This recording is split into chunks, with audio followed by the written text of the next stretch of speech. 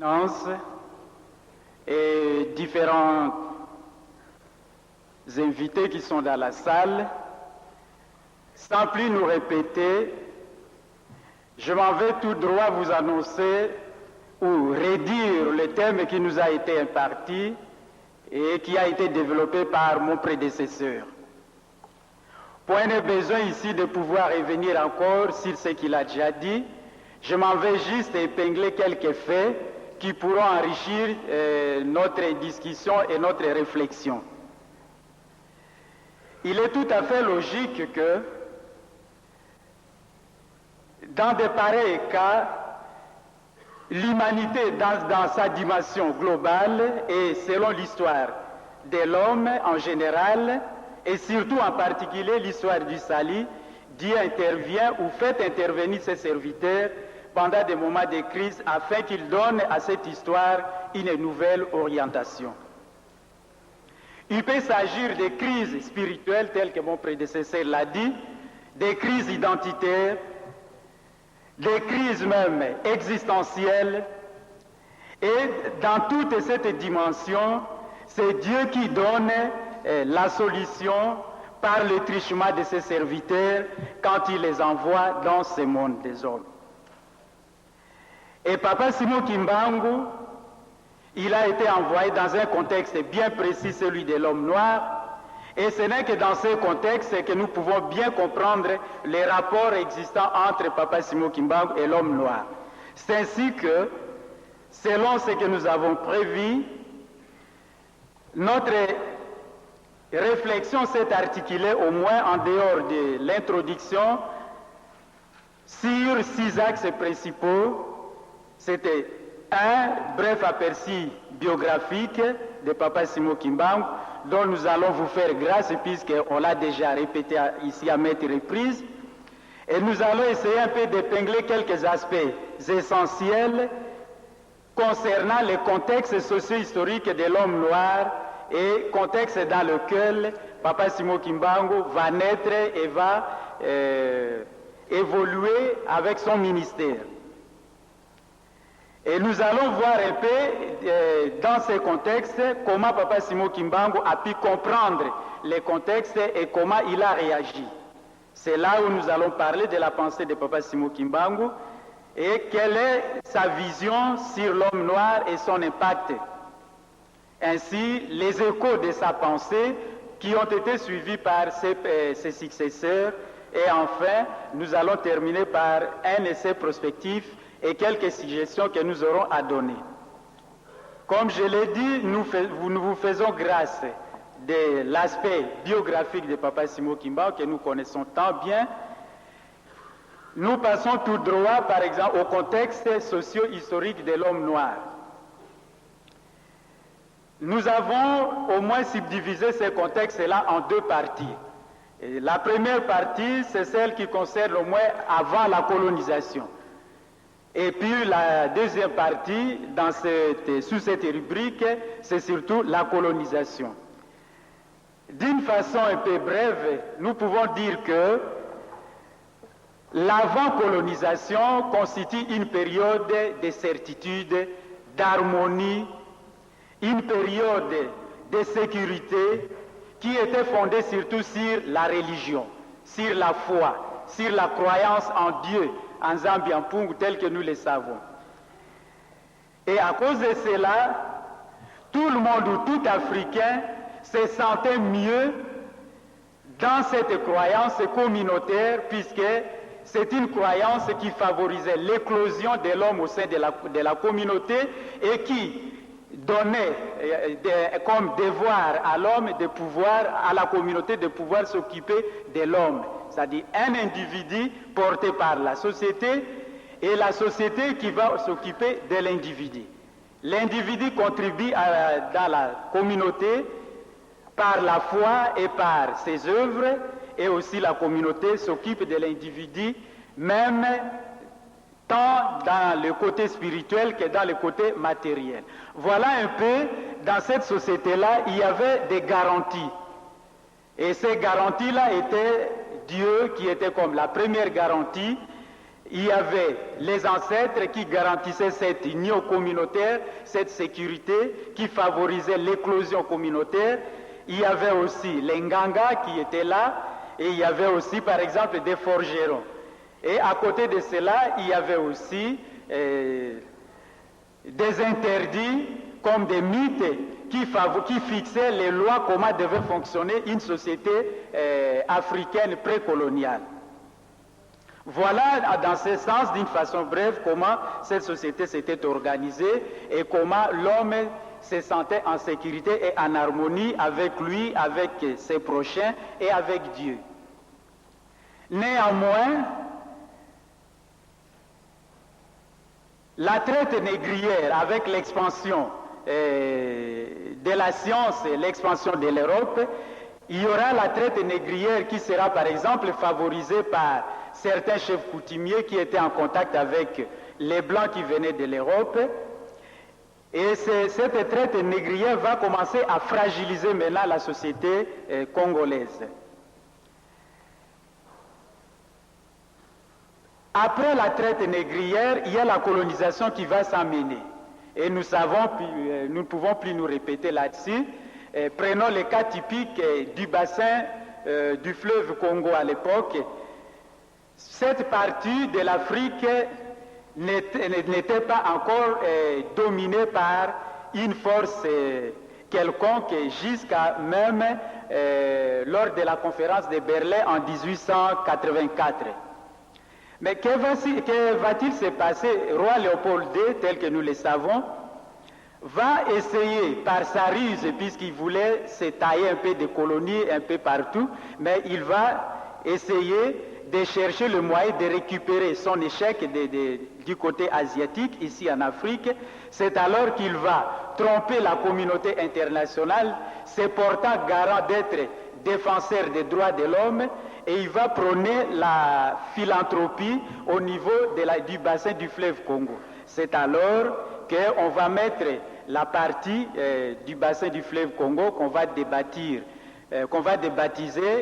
État indépendant du Congo. On va placer ça sous sa direction. Et nous savons, lui, l'homme qui se prônait comme un défenseur du droit de l'homme, des indigènes, il va se transformer vite en un concurrent de taille vis-à-vis de la communauté internationale. Il va transformer la communauté congolaise en une communauté d'exploitation où il va trouver l'or, les diamants, la sève de caoutchouc et que sais-je encore. Et c'est alors qu'il va abuser ses promesses devant la communauté internationale. Et tout cela, les gens seront déportés pour aller chercher l'EVA. Ils seront déportés pour construire, par exemple, le chemin de fer. Et c'est alors comme pour décrire un peu cette situation à l'époque coloniale, nous citons seulement un cas très typique où un auteur nous dira, par exemple, ceci. Que ces temps feront toujours honte aux Blancs. Ils auront beau nous dire qu'ils sont des chrétiens, qu'ils sont des humains, tous les morts qui dorment dans leurs tombes sont là pour les démentir. Les hommes sont conduits au chantier, tel que le disait mon prédécesseur, la corde au poignet, le régime de bananes sur la tête et le poulet à la main droite. Le travail s'exécutait au rythme des balafons, les musiciens étaient là pour animer les travailleurs.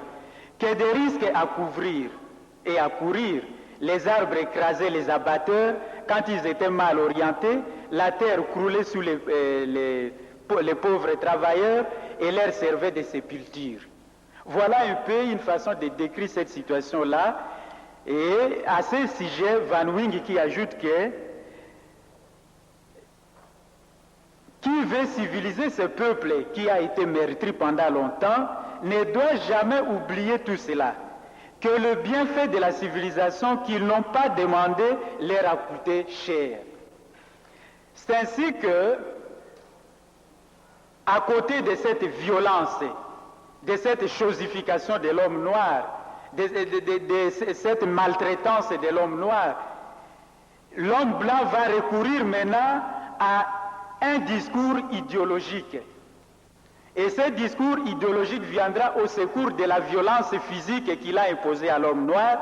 Et ce discours idéologique va entraîner l'homme noir ou l'homme nègre ou le nègre tout court dans une quadruple réduction, tel que mon prédécesseur l'a dit. La première réduction, puisque nous le savons tous, comme disent les sociologues, le conditionnement social d'un individu donc modifie complètement son caractère et toute sa vie. On peut réduire un savant au niveau d'un shege, ou tout comme on peut transformer un shege qu'il devienne un savant en le mettant dans des conditions les plus appropriées, ou dans des conditions misérables, il devient shege.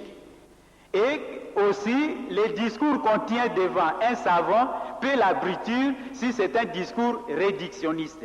C'est à ce moment-là que c'est cette arme-là que l'homme blanc a utilisée, où nous avons ici, par exemple, au plan ontologique, c'est-à-dire au plan de l'être lui-même.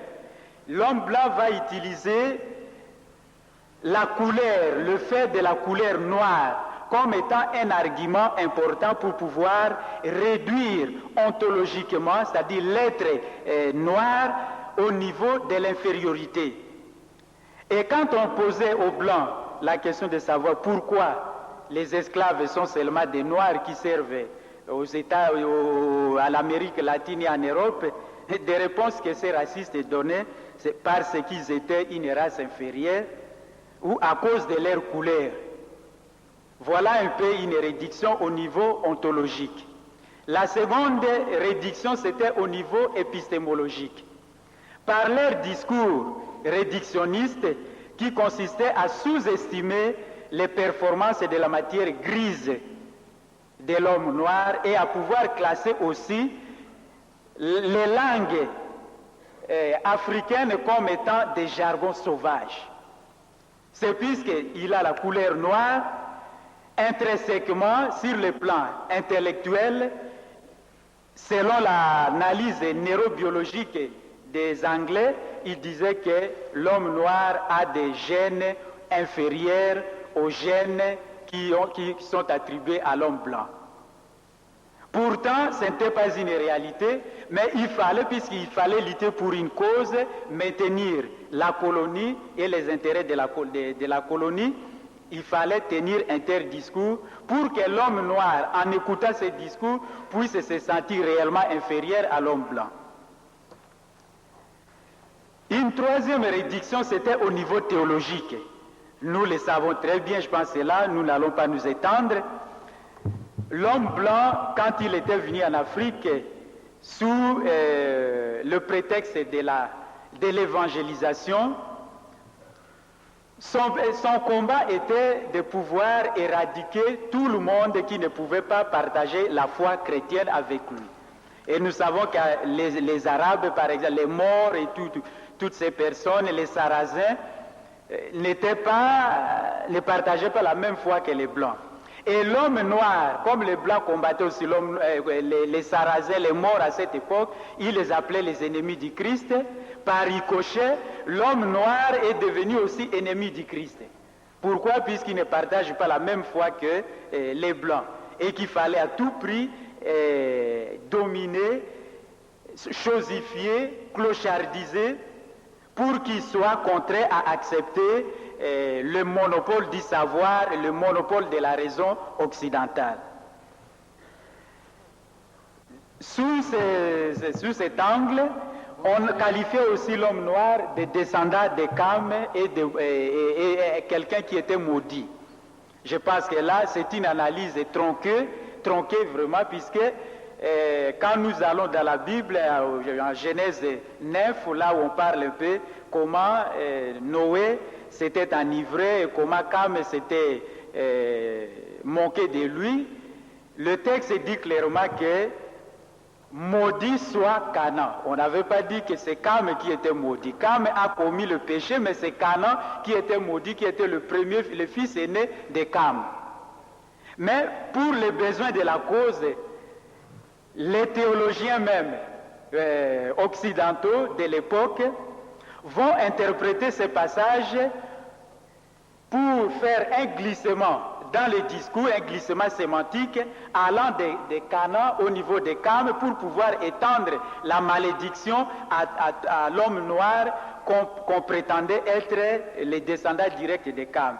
Or, si nous allons par exemple en Genèse 10, où l'on donne la table des peuples du monde à cette époque, nous voyons que les descendants par exemple de Canaan, parmi les descendants de Canaan, sur qui devait peser la malédiction, ce sont les Palestiniens, ce sont les Arabes, ce sont les Syriens, mais l'homme noir n'est pas inclus dedans. Mais pourquoi inclure l'homme noir? Pourtant, nous sommes en Afrique, nous n'appartenons pas à cette circonscription géographique. Voilà un peu comment des idées erronées, des idéologies, on les fait devenir une réalité pour pouvoir chosifier et opprimer l'homme noir et le maintenir dans un état sauvage et d'esclavage. Concluez, s'il vous plaît. Et alors, Papa Simon Kimbangu, face à cela, qu'est-ce qu'il va faire? Il va réagir, non pas parce qu'il a reçu une mission du ciel, c'est puisqu'il était un être en situation. Il était dans une société divisée, une société dichotomique, blancs et noirs, un dominé et un dominateur. Alors, comment est-ce qu'il a pu réfléchir?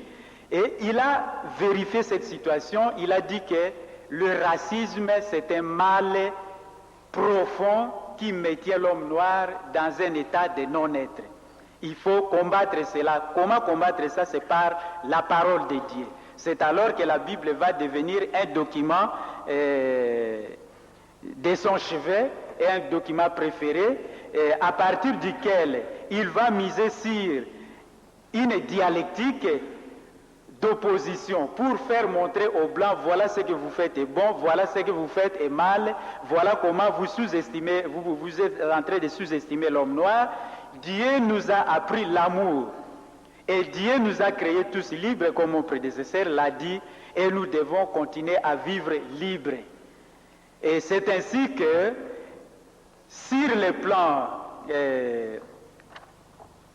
de l'impact de sa vision, lui, il a préféré libérer et réhabiliter l'homme noir, puisqu'il a subi une réduction telle que nous avons dit ici, mais maintenant, il fallait qu'il puisse réparer cela. Et il a agi par sa prédication. Nous avons là, par exemple, les 3 textes clés qui étaient préférenciés pour lui. Par exemple, la parabole d'une brebis perdue, en Matthieu 18, là où il y avait 100 brebis et la 100e était perdue, il a laissé d'abord les 99, il est allé choisir la 100e, chercher la 100e. Quand il l'a retrouvée, la joie était si grande. Selon Papa Simon Kimbangu, il pense que la 100e brebis, c'est l'homme noir. Et c'est Jésus qui va chercher l'homme noir pour s'occuper de lui et le réhabiliter, puisque l'homme blanc n'a pas pu s'occuper de cette brebis perdue, il l'a rendu esclave et colonisé. Le festin nuptial, un deuxième texte, là où un roi avait organisé une fête, il a invité les hommes de marque, mais ils n'ont pas répondu. Ce sont les insignifiants qui vont accepter, les sans valeurs. Il va envoyer ses disciples, ils vont les appeler ses serviteurs, et la salle était pleine. Alors ces insignifiants-là, c'était l'homme noir. Et c'est l'homme noir qui sera maintenant bénéficiaire de ce royaume de Jésus-Christ à travers Papa Simon Kimbangu. Troisième parabole des vignerons révoltés.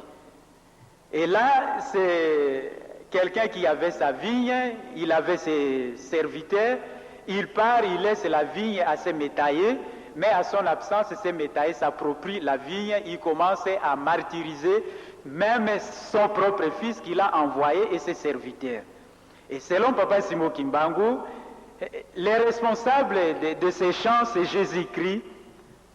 Il a envoyé ses serviteurs, on les a tués. Il a envoyé son fils unique, Dieu a envoyé son fils unique. Ce fils unique a été tué par les serviteurs.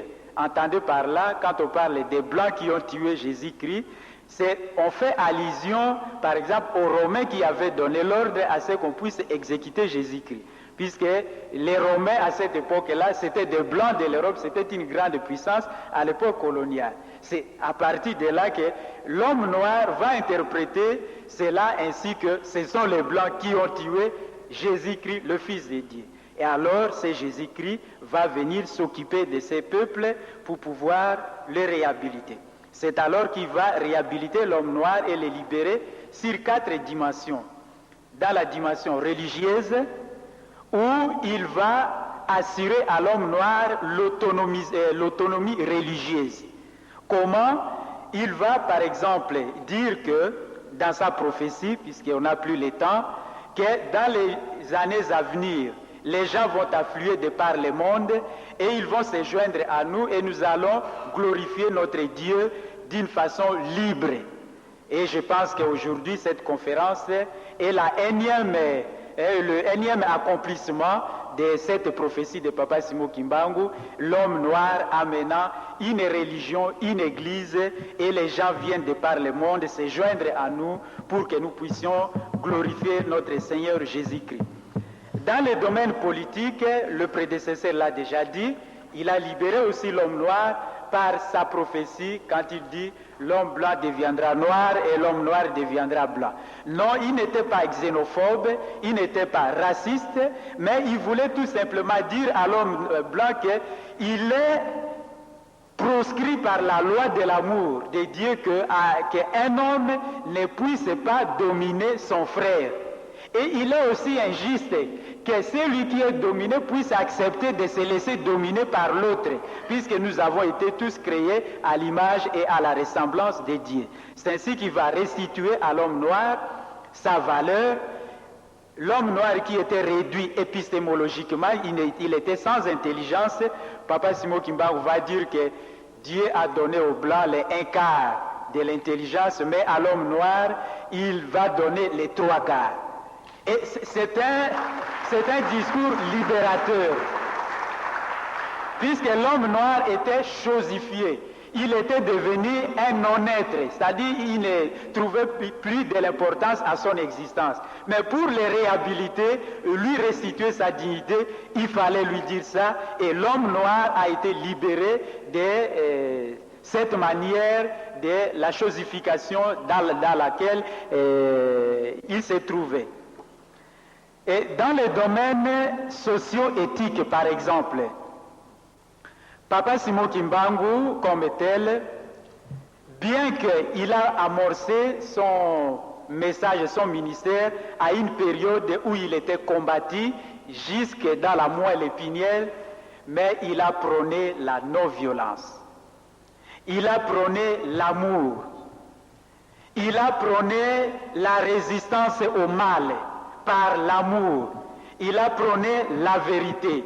Il a prôné la constance dans sa parole, dans la vie chrétienne. Voilà un peu les valeurs que Papa Simo Kimbangu nous a données. N'haïssons pas nos malfaiteurs, nos persécuteurs, aimons-les puisque Christ est mort.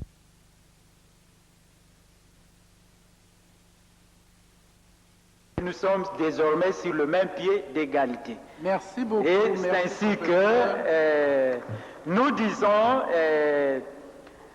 à l'Auguste Assemblée, pour essayer un peu de conclure, aujourd'hui nous semblons savoir que, nous semblons percevoir d'une façon ramassée que l'homme noir est toujours dans la misère.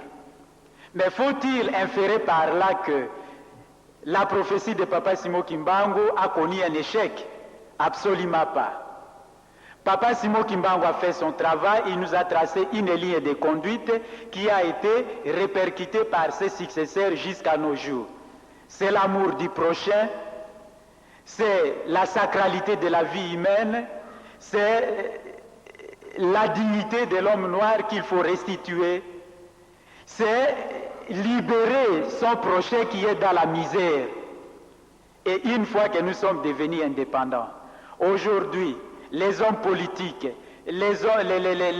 toutes les couches sociales affluent par exemple auprès de notre chef spirituel. On vient demander bénédiction, on vient demander assistance, il y a des promotions, une ascension au niveau par exemple du travail, il y a des problèmes qui sont résolus. Mais vous qui êtes libérés, vous qui avez bénéficié de ces services, qu'est-ce que vous faites de votre prochain qui est à votre côté? Voilà un peu l'interpellation que nous pouvons dégager de la pensée de Papa Simo Kimbangu et ce que nous devons faire. J'ai dit et je vous remercie. Merci.